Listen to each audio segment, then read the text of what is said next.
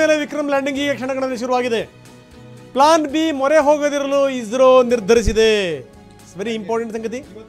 ಇವತ್ತೇ ಲ್ಯಾಂಡರ್ ನಡೆಸಲಿಕ್ಕೆ ಅನುಕೂಲಕರ ವಾತಾವರಣ ಇದೆ ಅನ್ನುವಂಥ ಮಾತು. ಪೂರ್ವ ನಿಗದಿಯಂತೆ ವಿಕ್ರಮ್ ಲ್ಯಾಂಡಿಂಗ್ ಆಗುತ್ತೆ ಅಂತ, ಯಾಕಂದರೆ ಈ ಮುಂದಿನ ಕತೆ. ಆದರೆ ಈಗ ಏನಾಗಬೇಕಲ್ಲ ಅದು ಆಗಲೇಬೇಕು ಅಂತ 6:04ಕ್ಕೆ ಚಂದ್ರನ ಮೇಲೆ ಲ್ಯಾಂಡಿಂಗ್ ಆಗುವಂಥ ಸಾಧ್ಯತೆ ಇದೆ.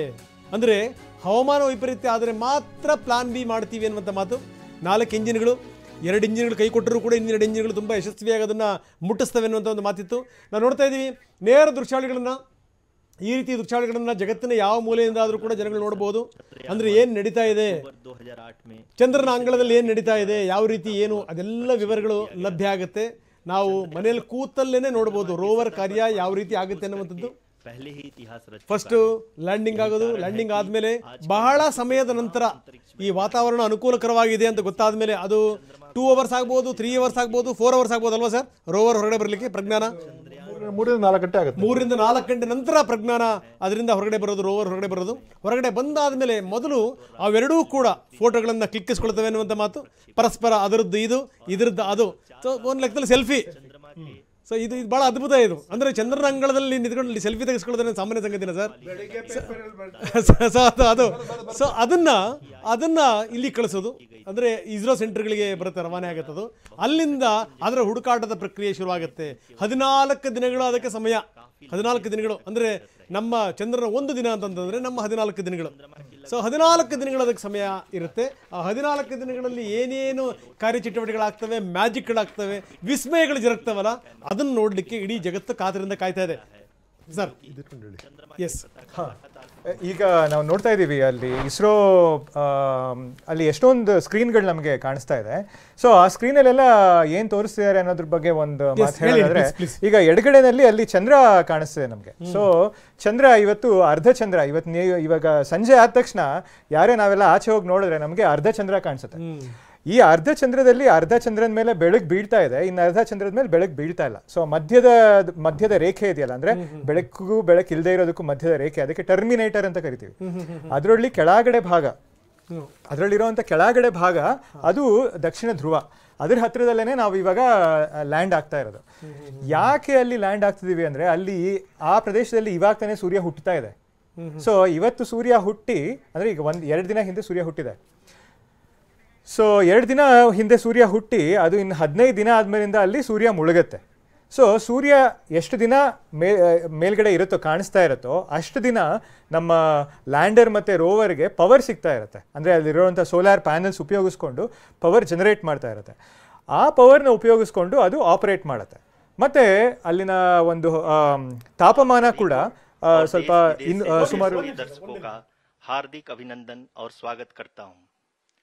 23 अगस्त 2023 आज की शाम इसरो के वैज्ञानिकों और सभी अंतरिक्ष वैज्ञानिकों के साथ लैंडर मॉड्यूल को चंद्रमा के सतह पर उतरने के ऐतिहासिक पलों को देखने के लिए तैयार और उत्सुक हैं। जी हां, इसरो के गौरवपूर्ण इतिहास में एक और अध्याय जुड़ने जा रहा है और आज हम सब लोग इसके साक्षी बनेंगे। आप ये सारे विजुअल्स अपने स्क्रीन पर इसरो के मिशन ऑपरेशन कॉम्प्लेक्स यानी मॉक्स से देख रहे हैं, जो कि बेंगलुरु में स्थित telemetry tracking and command network ISTRAC से प्रसारित किया जा रहा है। ये विजुअल्स आपको पावर डिसेंट के काउंटडाउन और उस पथ को प्रदर्शित कर रहा है जिस पे चलकर लैंडर आज चंद्रमा के साउथ पोल पे। आपको ध्यान दिला दूं, इस समय हम लोग पावर डिसेंट शुरू होने से लगभग 22 मिनट दूर हैं। जो दर्शक थोड़ी देर से जुड़े हैं उनकी जानकारी के लिए बता दें, आप लोग इस ऐतिहासिक पल को इसरो के ऑफिशियल वेबसाइट, फेसबुक, ट्विटर और यूट्यूब पे भी देख सकते हैं। Honorable dignitaries, delegates, scientists, media personnel, and dear viewers, a very good evening to all of you. We at ISRO welcome you to the live coverage of India's prestigious Chandrayaan-3 mission's landing event on the lunar surface. These are the visuals from Mission Operation Complex at ISRO's Telemetry Tracking and Command Network, ISTRAC, situated in Namma, Bengaluru, Karnataka. I, Arushi Seth, and my colleague, Dr. Padamdeo Mishra, are your hosts for the evening and shall accompany you on the journey of the landing event from powered descent start to touchdown. Today, we shall be witnessing the final phase of the critical and most technologically challenging mission operations of Chandrayaan-3, wherein the lander module will be making a safe and soft landing on the surface of the moon. These display screens show the countdown to the power descent start as well as the path that will be followed by the lander module. We are 18 minutes on Moon's south polar region.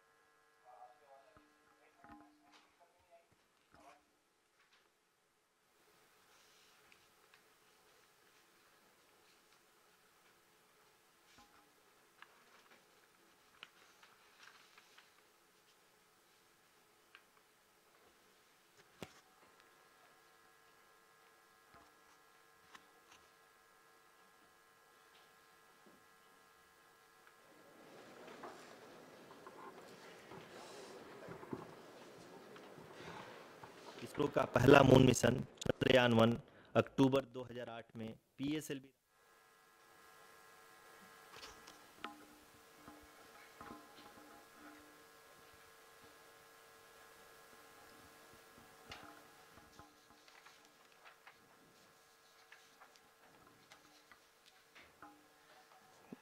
धन्यवाद आरुषि। अगर मैं सही मायने में कहूं तो अंतरिक्ष का कोई भी मिशन हो और चाहे किसी भी देश के द्वारा संचालित किया जा रहा हो, इसरो मिशन की निश्चितता और अनिश्चितता के बीच बहुत ही महीन अंतर होता है, जिससे कि एक मिशन सफल या असफल होता है। लेकिन ना हम थके ना हम हारे। हमने पिछली कमियों को सुधारते हुए आज पूरी तरह से आश्वस्त किया है कि लैंडर मॉड्यूल निश्चित तौर पे चंद्रमा के सतह पर सेफ और सॉफ्ट लैंडिंग करेगा। सभी दर्शकों के जानकारी के लिए अब हम इसरो के अब तक के सभी लूनर मिशंस को संक्षिप्त विवरण प्रस्तुत करेंगे। जी हाँ, इसरो का पहला मून मिशन चंद्रयान-1 अक्टूबर 2008 में पीएसएलवी रॉकेट के द्वारा सफलतापूर्वक प्रक्षेपित किया गया था। चंद्रयान-1 ने चंद्रमा के सतह पर पानी की खोज करके पहले ही इतिहास रच चुका है। यही कारण है कि आजकल विश्व के तमाम अंतरिक्ष वैज्ञानिक और स्पेस एजेंसियां चंद्रमा को और करीब से जानने के लिए उत्सुक दिख रही हैं। अगर हम बात करें चंद्रयान-2 की, जो इसरो का दूसरा मिशन है, जुलाई 2019 में इसरो के सबसे ताकतवर रॉकेट LVM-3 द्वारा सफलतापूर्वक प्रक्षेपित किया गया था और आज भी लगभग 4 साल बाद यह चंद्रमा के 100 किलोमीटर के सर्कुलर ऑर्बिट में घूमते हुए बहुत ही उत्तम क्वालिटी का डेटा प्रदान कर रहा है। मिशन के प्रारंभ में इसकी आयु 1 साल निर्धारित की गई थी, परंतु LVM-3 द्वारा बहुत ही सटीक इंजेक्शन और मिशन मैनेजमेंट की वजह से चंद्रयान-2 काफ़ी लंबे समय तक कार्यरत रहेगा। अब तक चंद्रयान-2 चंद्रमा के लगभग सभी भागों का चित्र ले चुका है। इसका एक बहुत ही महत्वपूर्ण पेलोड OHRC यानी कि ऑर्बिटर हाई रेजोल्यूशन कैमरा विश्व का सबसे बेहतरीन कैमरा है, जो कि चंद्रमा के सतह का लगातार पिक्चर भेज रहा है। अब मैं आरुषि जी से निवेदन करूंगा कि वो आप लोगों को इसरो के वर्तमान मिशन चंद्रयान-3 के बारे में बताएं। अभी आपने मिश्रा जी के द्वारा सुना इसरो के अब तक के लूनार मिशंस का विवरण। अब चलते हैं towards Chandrayaan-3, the follow-up mission of Chandrayaan-2, which has been designed to accomplish our mission goals. The primary objective of Chandrayaan-3 mission is the demonstration of safe and soft landing on the lunar surface. This demonstration is a critical aspect for ISRO's future interplanetary missions. In addition to this, the mission objectives also include demonstration of roving capability and conduction of in situ scientific experiments on Moon's surface. Carried on the shoulders of India's heaviest rocket LVM-3 on the 14th of July, Chandrayaan-3 was placed in the precise elliptic parking orbit of size 170 by 36,500 kilometers. ISRO, in its mission plan of following the incremental trajectory approach, carried a total of 5 earthbound maneuvers. The fifth apogee raising maneuver, which took place on the 25th of July, placed the spacecraft in an orbit of 250 by 1,27,000 kilometers.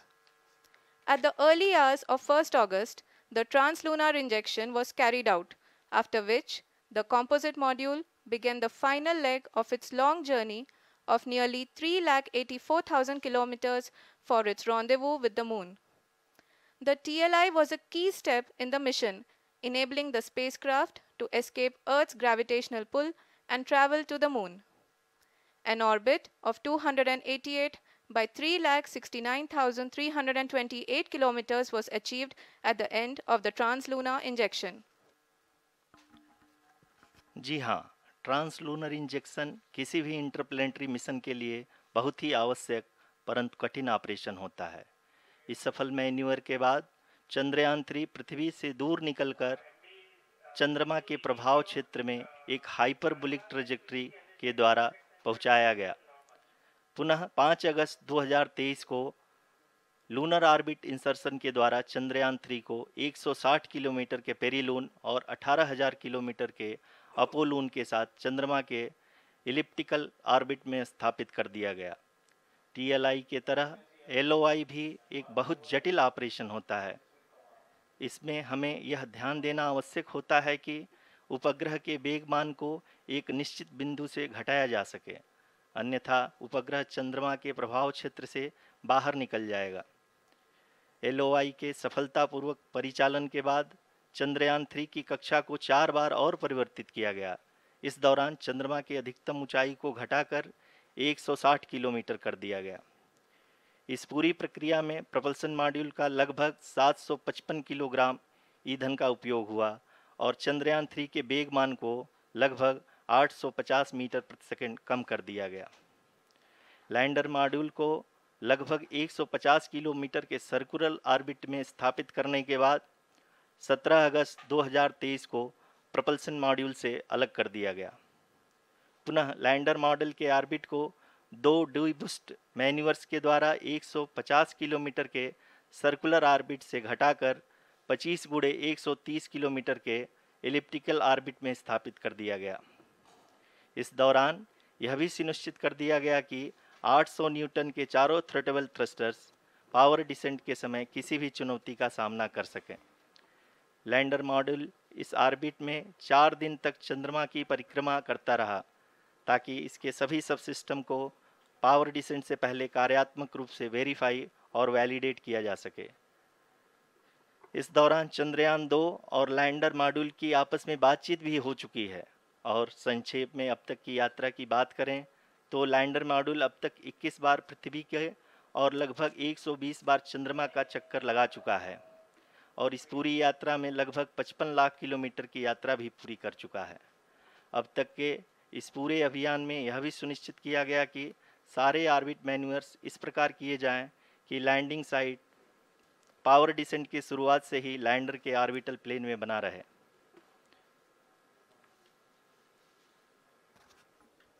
Make it further complicated. That is true indeed. We have arrived at the crucial juncture wherein the orbit plane contains the desired landing site at the start of powered descent. We are also happy to announce that live images from the Chandrayaan 3 lander imager camera is being received continuously. The demonstration of soft landing on the moon's surface is no ordinary feat due to the innumerable challenges and complexities involved. The lander velocity has to be killed from nearly 6,048 kilometers per hour without any aid from the thin and tenuous moon's atmosphere. The lunar dust at the time of landing and the craters and boulders scattered over the moon's surface make it further complicated to achieve this. The new and improved Chandrayaan 3 design has been built after envisaging all the scenarios which the lander module can encounter. With several software improvements, provision for full-level redundancies, a plethora of special tests, namely the integrated hot test, integrated cold test, and lander leg drop tests were carried out for the lander module. The success of these tests has provided great confidence in the performance of all the onboard sensors, propulsion system, and associated guidance, control, and navigation algorithms. The key findings during the tests have enabled to improve the overall system performance. The largely unexplored south pole of the moon has been chosen as the intended landing site since there is a possibility of finding ice and other minerals which would be vital resources for future explorers. Apart from continuing investigations pioneered by Chandrayaan-1 and Chandrayaan-2, the Chandrayaan-3 mission will also provide invaluable data to the science community around the world. Let us give our viewers a glimpse on the configuration of Chandrayaan-3 mission.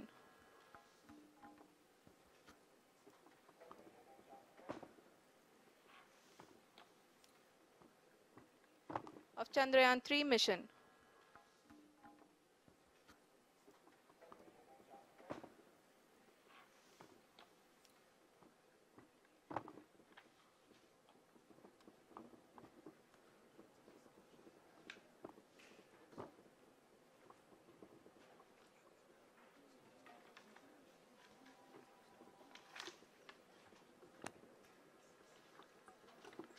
Chandrayaan 3 का mission plan लगभग चंद्रयान 2 के तरह ही बनाया गया है। यहाँ यह भी सुनिश्चित किया गया है कि चंद्रयान 3 को रॉकेट से अलग होने से लेकर के चंद्रमा के निकटतम कक्षा में स्थापित होने तक सारी गतिविधियां चंद्रयान 2 के तरह ही हों। और अब हम यह कह सकते हैं कि यह प्लान पूरी तरह से 100% सफल रहा। हालांकि लैंडर मॉड्यूल के सेंसर्स और प्रोपल्शन सिस्टम को इस तरह से मजबूत किया गया है कि लैंडर पावर डिसेंट के समय किसी भी आपदा से बाहर आकर के मिशन के मुख्य उद्देश्य को पूरा कर सके।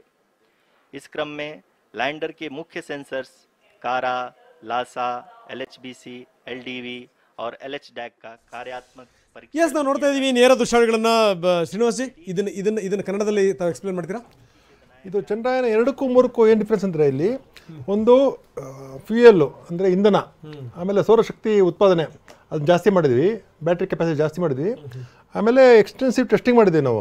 ಈ ಚಳ್ಳಕೆರೆ, ಚಿತ್ರದುರ್ಗ ಇರ್ಬೋದು, ಶ್ರೀಹರಿಕೋಟ ಇರ್ಬೋದು, ಫುಲ್ ಅದು ಟೆಸ್ಟಿಂಗು. ಆಮೇಲೆ ಸಾಫ್ಟ್ವೇರ್ ಸಿಮ್ಯುಲೇಷನಲ್ಲಿ ಮುಂಚೆ ಒಂದು ಟಾಲರೆನ್ಸ್ ಅಂತ, ಅಂದರೆ ಯಾರೋ ಒಂದು 10 ಕಿಲೋಮೀಟರ್ ಸ್ಪೀಡಲ್ಲಿ ±1% 2% ಅಂತಿದ್ದರೆ ಅದು ಡಿವೇಟ್ ಆಗಿಬಿಟ್ರೆ ಅದೇನು ಮಾಡೋಕ್ಕೆ ಗೊತ್ತಾಗಲ್ಲ. ಇವಾಗ ಟಾಲರೆನ್ಸ್ ಲಿಮಿಟು ಜಾಸ್ತಿ ಮಾಡಿದ್ವಿ. ಆಮೇಲೆ ಇದು ಈ ಚಂದ್ರಯಾನ ಮುಂಚೆ ಇದು ಹಿಂಗೆ ಹೋಗ್ತಾ ಇರುತ್ತದು. ಆಮೇಲೆ ಇದನ್ನು ರಫ್ ಬ್ರೇಕಿಂಗ್ ಅಂತಂದರೆ 6000 ಕಿಲೋಮೀಟ್ರ್ ಸ್ಪೀಡಿಂದ 1200 ಕಿಲೋಮೀಟ್ರಿಗೆ ಇಳಿಸ್ಬೇಕು ಸ್ಪೀಡ್ನ, ಅದೇ ಬರ್ತಾ ಇದು.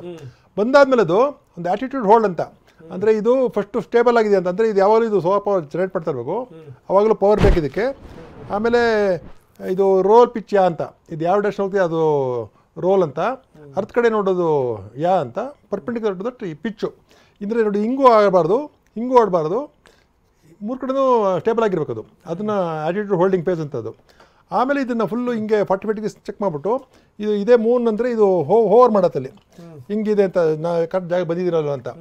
ಆಮೇಲೆ ಈಗ ವರ್ಟಿಕಲಾಗಿ ಆಗ್ಬಿಟ್ಟು ಎಂಜಿನ್ಸ್ ಎಲ್ಲ ಸ್ಲೋ ಡೌನ್ ಮಾಡಿಬಿಟ್ಟು ನಿಧಾನಕ್ಕೆ ಹೋಗಿ ಚೆಕ್ ಮಾಡುತ್ತೆ ಅಲ್ಲೇ ಕರೆಕ್ಟ್ ಜಾಗ ಇದೀನ ಅಂತ, ಆಮೇಲೆ ಲ್ಯಾಂಡ್ ಆಗುತ್ತೆ. ಇದು 3 ಕಿಲೋಮೀಟ್ರ್ ಸ್ಪೀಡ್ ಅಷ್ಟು ವಿಸ್ಟ್ಯಾಂಡ್ ಮಾಡೋಷ್ಟು ಪವರ್ ಮಾಡಿದೆ. ಬಟ್ ಆ್ಯಕ್ಚುಲಿ ಅದು 1 ಮೀಟ್ರ್ ಪರ್ ಸೆಕೆಂಡಲ್ಲಿ ಇಳಿಯುತ್ತದು. ಬಟ್ ಎಕ್ಸ್ಟ್ರಾ ಮಾರ್ಜಿನ್ ಇದೆ, ಬೈ ಚಾನ್ಸ್ ಫಾಸ್ಟಾಗಾದರೂ ಏನಾಗದೆ ಇರಲಿ, ಧೂಳಲ್ಲದೆ ಹೇಳ್ದೆ ಇರಲಿ ಅಂತ ಮಾಡ್ಬಿಟ್ಟು ಅದು ಅಲ್ಲಿ ಲ್ಯಾಂಡ್ ಆಗೋ ಥರ ಎಲ್ಲ ಚೆಕ್ ಮಾಡಿ. ನಾವು ಹೇಳ್ತೀವಲ್ಲ, ನಾವು ಸ್ಮೂತ್ ಲ್ಯಾಂಡಿಂಗ್ ಅಂತಂದ್ರೆ ನಾವು ಏನಂತ ಕಂಡಿರ್ತೀವಿ ಅಂತಂದ್ರೆ ಎಲ್ಲ ಒಂದ್ ಕಡೆಗೆ ನಾವು ಪ್ಯಾರಾಚೂಟಲ್ಲಿ ಬಂದು ಇಳಿದು ಬೀಳ್ತೀವಿ ಅನ್ನೋ ರೀತಿಯಲ್ಲಿ. ಆ ಥರದಲ್ಲ, ಅಟ್ಮಾಸ್ಫಿಯರ್ ಇಲ್ಲ ಅಲ್ಲಿ, ಪ್ಯಾರಾಚೂಟ್ ಆಗಲ್ಲ. ಅಲ್ಲ ಆ ಥರದಲ್ಲ ಅದು. ಆ ಥರದಲ್ಲ, ಅಂದ್ರೆ ಫುಲ್ ಇಂಜಿನ್ನಲ್ಲೇ ಕಂಟ್ರೋಲ್ ಮಾಡಬೇಕು. ಅಂದರೆ ಇಲ್ಲೂ ಇದು ಥ್ರಸ್ಟರ್ಸ್ ಅಂತ ಇರುತ್ತೆ ಎಲ್ಲ ಕಡೆ, ಅದು ಫೈರ್ ಆಗ್ತಾ ಇರುತ್ತೆ. ಇದು ಅಷ್ಟು ಈಗ ಆಡಬಾರ್ದು, ಅದು ಒಂದು ಕಾಲು ಇಟ್ಬಿಟ್ರೆ ಇದು ಮುರಿದೋಗುತ್ತೆ ತಿರ್ಗಾ. ಅದಕ್ಕೆ ಪ್ಯಾರಲ್ ಆಗಿರ್ಬೇಕು ಮೂನ್ ಸರ್ಫೇಸ್ಗೆ, ಹಂಗೆ ಮಾಡಿ ಥ್ರಸ್ಟರ್ಸ್ ಫೈರ್ ಆಗ್ತಾ ಇರುತ್ತೆ. ಈ 4 ಇಂಜಿನ್ ಫೈರ್ ಆಗ್ತಾ ಇರುತ್ತೆ. ನಿಧಾನಕ್ಕೆ ಇಳಿದ್ಬಿಟ್ಟು 1 ಮೀಟರ್ ಪರ್ ಸೆಕೆಂಡ್ ಇಳಿದ್ಬಿಟ್ಟು ಆಮೇಲೆ ವರ್ಟಿಕಲ್ ಆಗಿ ಡಿಸೆಂಟ್ ಆಗುತ್ತೆ. ನಾವು ನೇರ ದೃಶ್ಯಗಳನ್ನು ನೋಡ್ತಾ ಇದೀವಿ. For future spacecraft equipped with laser altimeter. The propulsion module has not been left behind, and an experimental shape payload has been added to it as a value addition. It will help in understanding the nature and characteristics of water-rich planets and will also aid in the future study of potentially habitable exoplanets.